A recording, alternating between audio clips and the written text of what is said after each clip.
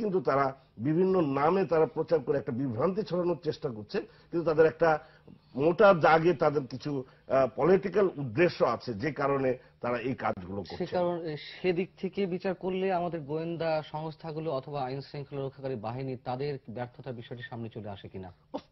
Of course সামনে তো অবশ্যই চলে আসে, এবং এটা কিন্তু একাধিকবার আমরা বলছি যে একটা দুর্বলতা হচ্ছে আপনার পলিটিক্যাল কমিটমেন্টের অভাব। সেটাও কিন্তু আমাদের বাংলাদেশের এই রাজনীতিতে ধর্মের ব্যবহারের ফলে, আমি কথাটি অনেক সময় বলি যে দেখেন, আমরা ধরেন খুব স্পষ্ট করেই বলি, যেমন আমরা একসময় দেখেছি যে বাংলাদেশ জাতীয়তাবাদী দল তারা বিসমিল্লাহ বলে কনস্টিটিউশন চেঞ্জ করেছে, এবং এটা নিয়ে অনেক ডিবেট হয়েছে। কিন্তু দেখেন এই এত একটা সেন্সিটিভ ইস্যু যে বাংলাদেশ আওয়ামী লীগ এখন সেটা ধারণ করছে, এবং তারা এখন অধিকাংশ তাদের নেতা কিন্তু বিসমিল্লাহ বলে তারা শুরু করে। অর্থাৎ এই যে জিনিসটাকে একটা